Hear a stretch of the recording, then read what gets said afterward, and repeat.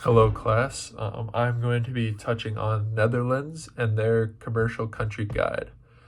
So, just a really quick introduction. The Netherlands is known as the gateway to Europe. Some key takeaways about the Netherlands is they have a very strong and open economy, do a lot of trade back and forth with people in Europe, but also all over the world. They're very strategically located, which I'll touch on here in a second, and they're a top global trading nation.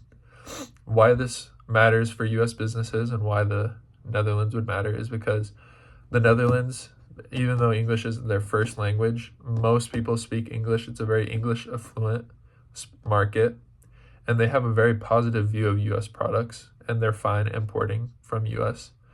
And it's also just a good starting point for a US company to begin expansion into Europe because of their strategic location.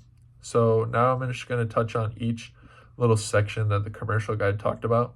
The first one is a market overview on the Netherlands.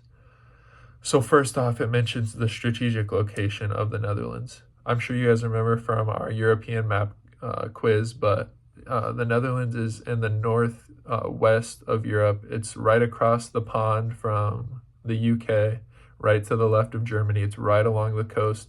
So it's a good place for trade to happen back and forth. It's cargo ships can pull right up. There's a very popular port there. I think it's called Rotterdam Port, where a lot of trade goes down.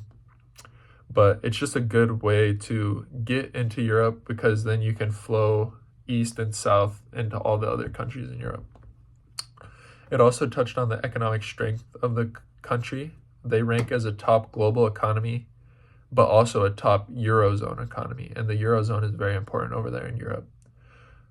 In terms of their US relationship, they have a very strong, long-lasting relationship with the US. They are constantly trading with the US, and the US was actually their largest foreign investor in recent years. Foreign investor and foreign importer. And then the last thing this section touched on is just the recent economic growth. Even though there's been the global pandemic and other things that may be setting back the economy, the Netherlands has continued to grow. The next section is the leading sectors for US exports and investments. The first one it touched on is drones and automated like aerospace devices. So the Netherlands is a very innovative country. They use a lot of technology in what they do, and it is also really high on like agriculture, which I'll touch on in a second. But drones was mentioned as a main thing that US investors could get into the country for. The next one is defense. The Netherlands spends a lot of their budget on defense, and I think it mentioned they're going to spend roughly $5 billion on defense in 2025. The next one is just digital economy, and I kind of touched on this with the drones, but they're a very innovative country. The fourth one is energy. They're very focused on clean energy and alternative forms of energy, and whatever that might be, putting investments into it, looking more into it, doing research. The last one is their agriculture, and I'm pretty sure we've talked about this with Howie, but how they have these places that grow plant super specifically using data, using technology, and it's just very streamlined. They're one of the top global exporters of agriculture. So those are some of the main sectors. The next section kind of talks on customs and regulations. Netherlands is a very neutral trading country. They don't favor somebody usually.